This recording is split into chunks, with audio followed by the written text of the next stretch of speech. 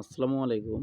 আ ৪র্থ শ্রেণী তোমাদের শিক্ষার্থীরা, তোমরা যারা ২য় প্রান্তিক পরীক্ষা দিবে, তোমাদের ২য় প্রান্তিক মূল্যায়ন পরীক্ষা ২০২৬ তোমাদের গণিত বিষয়ের একটি সাজেশন আমি তোমাদেরকে আজকে দিব। তোমাদের অনেকেই কমেন্ট করেছো, অনেকে জিজ্ঞাসা করেছো, "স্যার আমাদের একটি গণিত সাজেশন দেন, আমাদের পরীক্ষাটি কেমন হবে?"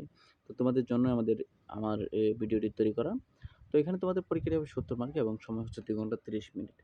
এখানে তোমরা ১ নম্বর দেখতে হচ্ছে সঠিক উত্তরটি উত্তরপত্রে লিখো। যেমন এখানে বহু নির্বাচনী রয়েছে। ১০ টা বহু নির্বাচনী থাকবে, ১০ টা বহু নির্বাচনী প্রশ্ন উত্তর দিতে হবে। যেমন এখানে বলা হচ্ছে ৫,০০০ কে ১০ দিয়ে ভাগ করে কত হবে? ভাজ্য বিয়োগ ভাগশেষ ভাগ ভাজক সমান কি? এখানে তোমরা এটা লিখবে।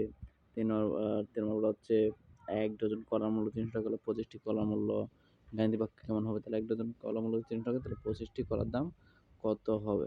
এখানে তোমরা কোনটা হবে তোমরা অবশ্যই আমার কমেন্ট সেকশনে লিখবে, লিখে জানাবে। দেখবো আমি তোমাদের কারটা সঠিক হবে এবং উত্তরগুলো আমি শেষে দিয়ে দিব। ৪ নম্বরে দেখতে পাচ্ছ যে ১৪ এর কয়টি গুণনীয়ক আছে? ১৪ এর কয়টি গুণনীয়ক আছে তোমরা গুণনীয়কগুলো বের করবে।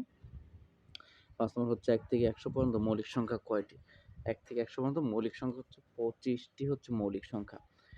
৬ নম্বর হচ্ছে নিচের কোন সংখ্যাটি ৫ দ্বারা বিভাজ্য? নিচের কোন সংখ্যাটা ৫ দ্বারা বিভাজ্য? মানে হচ্ছে ভাগ যাবে। আমার জানা মতে ৩১৫ কে মেবি ভাগ যাবে। ৭ নম্বর দেখতে পাচ্ছ যে কোণের পরিমাণ ৯০ ডিগ্রি তাকে কি বলে? যে কোণের পরিমাণ ৯০ ডিগ্রি তাকে সমকোণ বলে।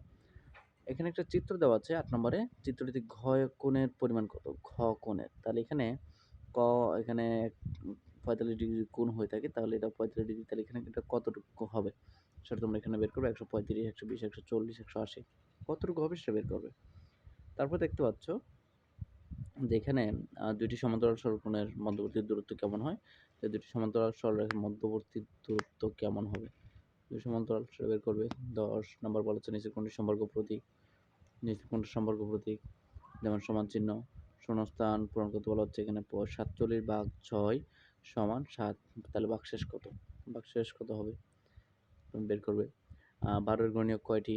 ২, ৩, ৪ এর ড্যাশ হলো ১২। কি ১২? যে ২, ৩, ৪ এর মেবি লসাগু হবে ১২।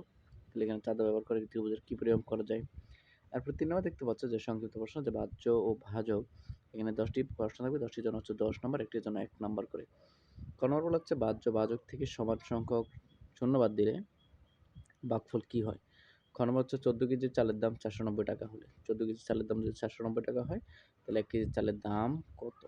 এবং গ নম্বর প্রশ্ন দেখতে পাচ্ছ যে এখানে বলা হচ্ছে নিঃশেষী বিভাজ্য হলে ভাজ্য ভাগ ভাজক সমান কি? নিঃশেষী বিভাজ্য হলে ভাজ্য ভাগ ভাজক সমান কি?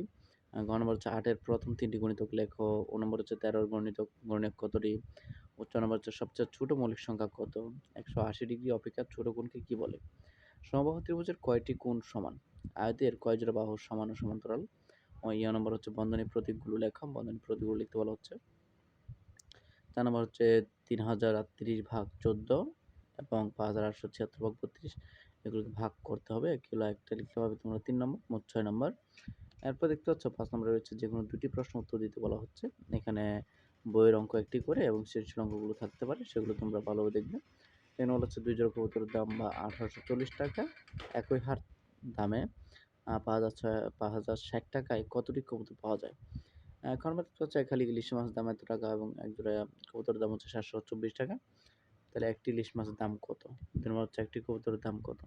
ঠিক আছে? গ নম্বর হচ্ছে ২৫ কেজি চালের এত টাকা এবং ১৫ লিটার সয়াবিন তেলের দাম এত টাকা হলে ক নম্বর বলা হচ্ছে ৩ কেজি চালের দাম কত? এবং খ নম্বর হচ্ছে ১ লিটার তেলে ৫ দিন রান্না করা গেলে প্রতিদিন কত টাকার সয়াবিন তেল প্রয়োজন? তো এখানে তোমাদের এই প্রশ্নগুলো এভাবে করে সলভ করবে। ৬ নম্বর দেখতে পাচ্ছ যে যেকোনো ২ টি প্রশ্ন উত্তর দিতে বলা হচ্ছে। এগুলো বইয়ের অঙ্কগুলো। তোমার বইয়ের অঙ্কগুলো একটু ধারাবাহিক মনে রাখবে যে কোন অঙ্কগুলো কেমন হচ্ছে।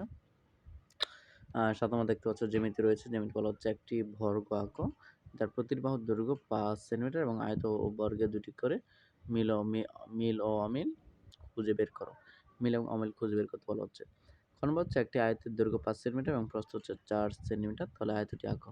আয়তটি আঁকতে হবে যে এখানে অঙ্কনের বিবরণ দিতে বলা হচ্ছে এবং আয়তের ২ টি বৈশিষ্ট্য লিখতে বলা হচ্ছে। তো এই হচ্ছে তোমাদের সাজেশন। তো সুপ্রিয় শিক্ষার্থীরা, আশা করি তোমরা বুঝতে পেরেছ। তোমাদের প্রশ্নটি কেমন হবে? এটা হচ্ছে তোমাদের প্রশ্ন। তোমাদেরকে প্রথমত একটি কথা বলব, তোমরা আমাদের চ্যানেলে যদি নতুন হয়ে থাকো তাহলে চ্যানেলটি সাবস্ক্রাইব করে বেল বাটনে ক্লিক করে রাখো যেন আমাদের দেওয়া ভিডিও তোমাদের কাছে একটিও যেন মিস না হয়। সবগুলো সাজেশন যেন তোমরা খুব সহজেই পেয়ে যাও। তোমাদের পরীক্ষার দরুন কিন্তু প্রত্যেকটি পরীক্ষার সাজেশন এখানে দেওয়া হবে। প্রত্যেকটি বিষয়ের সাজেশন দেওয়া হবে। সেগুলো পেতে হলে অবশ্যই হলো আপনাদের চ্যানেলটি সাবস্ক্রাইব রাখবে এবং লাইক, কমেন্ট এবং শেয়ার করে আমাদের সাথে যোগাযোগ করবে এবং তোমাদের বন্ধুদের শেয়ার করে দেখার সুযোগ করে দিবে। থ্যাংক ইউ সো মাচ পুরো ভিডিও দেখার জন্য। পরবর্তী ভিডিওতে আবার দেখা হবে। Thank you so